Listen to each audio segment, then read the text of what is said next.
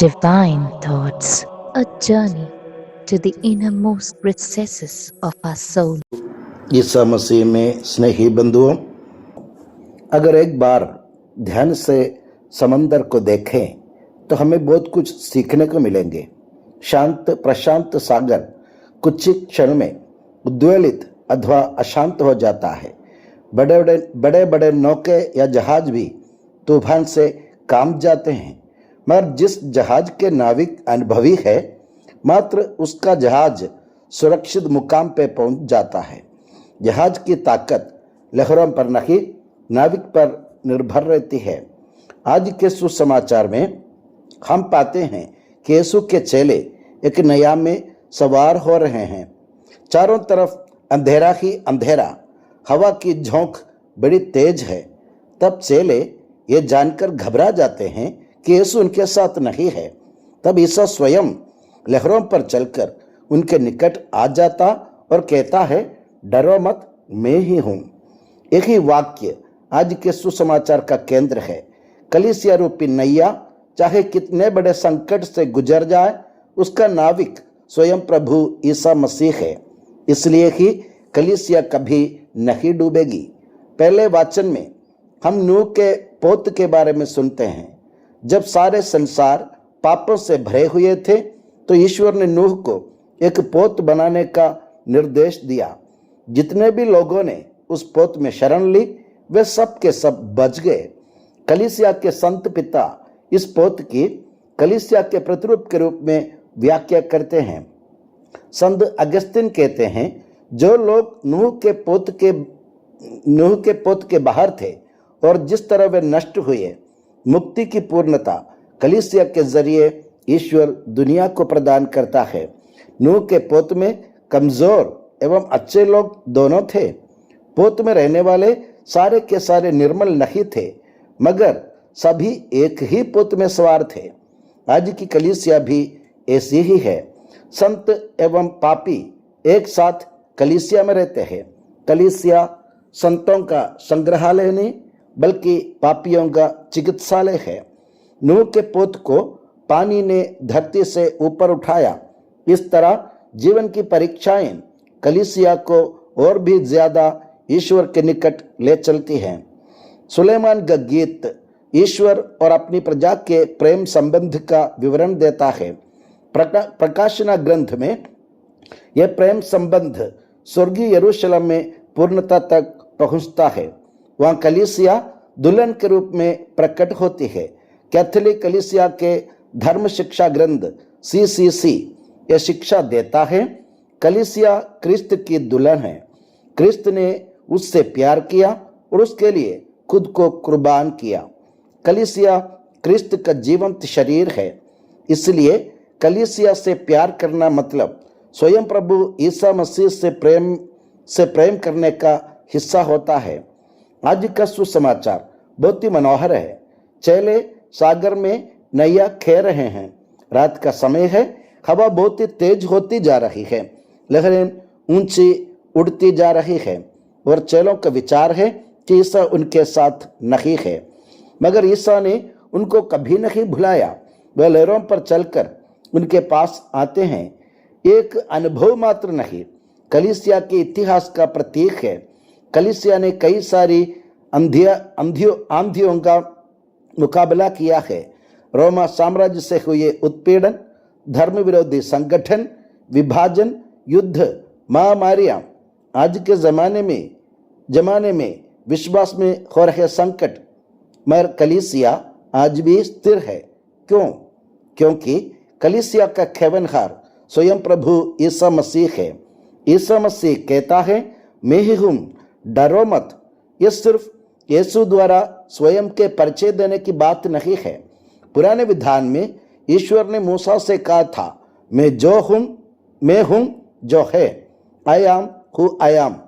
उसी ईश्वरीय नाम का यीशु यहाँ प्रयोग करता है। यानी जो समंदर में लहरों पर चलता है, वो एक नबी मात्र नहीं, बल्कि वह ईश्वर है जिसका सारी सृष्टि पर अधिकार है। इसलिए हमारे जीवन की सारी आंधी तूफानों में वो आज भी यही कहता है, डरो मत। कलीसिया की 4 विशेषताएं हैं। कलीसिया एक है, वो पवित्र है, कलीसिया सार्वत्रिक है और वो प्रेरित है। ये तो कलीसिया की स्वयं की ताकत नहीं। संत जॉन क्रिसोस्टम कहते हैं, बहुत सारों ने कलीसिया पर हमला का प्रयास किया, मगर जिस तरह लहरें चट्टान को तोड़ नहीं सकती, कोई भी कलीसिया को नष्ट नहीं कर पाया। ये वाणी आज भी दिन की तरह सत्य ही है। सन 1981 में स्वर्गीय संत पापा जॉन पॉल को गोली मारी गई।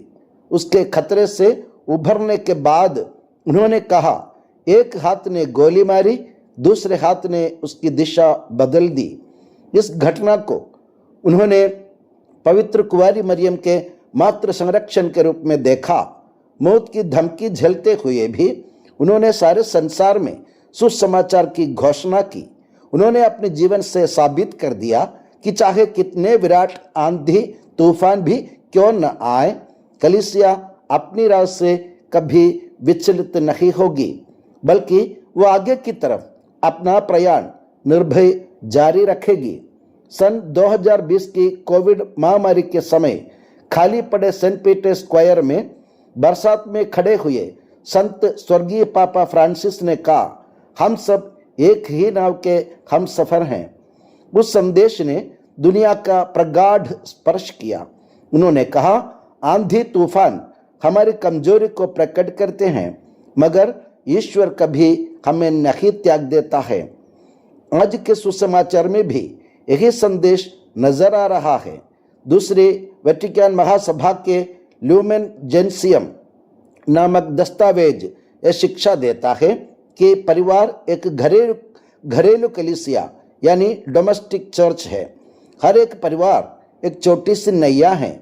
वहाँ भी आंधी आएगी, जैसे आर्थिक संकट, बीमारियां, अलग अलग राय, बच्चों के भविष्य की चिंताएं, रिश्तों का टूटना। ऐसी परिस्थितियों में परिवार में प्रार्थना नष्ट न हो।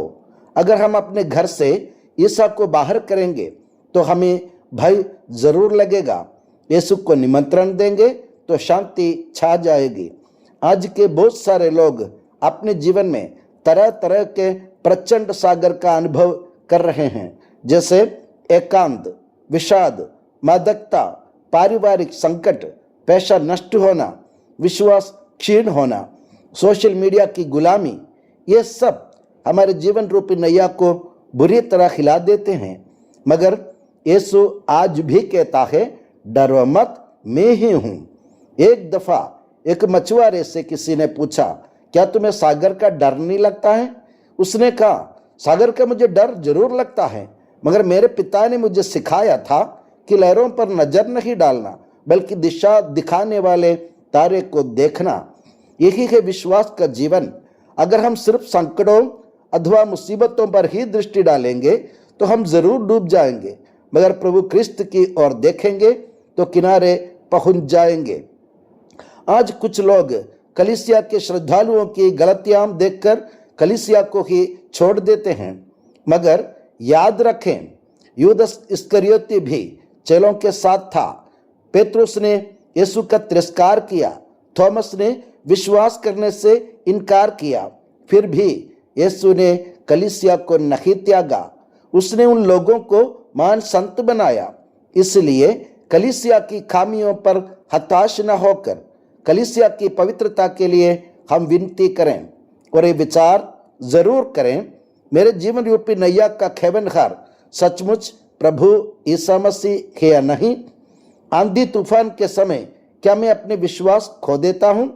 परिवार को एक छोटी सी कलीसिया के रूप में रूप देने की क्या मैं कोशिश करता हूं? दूसरों को हिम्मत दिलाने को क्या मैं विश्वास का एक गवाह बनता हूं? प्रिय बंधुओं, नूह के पुत्र ने प्रलय को मात दी, चेलों की नैया ने आंधी को मात दी। कलीसिया 2000 वर्षों से कई परीक्षाओं में खरी उतरी है, क्योंकि कलीसिया की ताकत मनुष्यों में नहीं, प्रभु यीशु क्रिस्त में है। आज हमारे जीवन में भी आंधी आ सकती है। कभी कभी ऐसा महसूस होगा कि हमारी प्रार्थना की सुनवाई नहीं हो रही है। ईश्वर हमसे दूर होते महसूस होगा, मगर सुसमाचार ये वचन देता है कि यीशु कभी अपनी नौका को नहीं छोड़ देता है। सबसे घनी अंधेरी रात में, सबसे प्रचंड सागर में भी वो हमारी तरफ चलता हुआ आ जाता है। उसकी आवाज आज भी हमारे कानों में गूंज रही है, डरो मत, मैं ही हूं। विश्वास के साथ हम कलीसिया से प्रेम करें, परिवार को प्रार्थना का घर बनाए, संकटों में हताश हुए बिन ख्रिस्त में भरोसा रखकर आगे की ओर कदम बढ़ाएं। कारण है कि जिस नैया में नाविक जगा हुआ रहता है, वो नैया कभी डूब ही नहीं सकती। आमीन।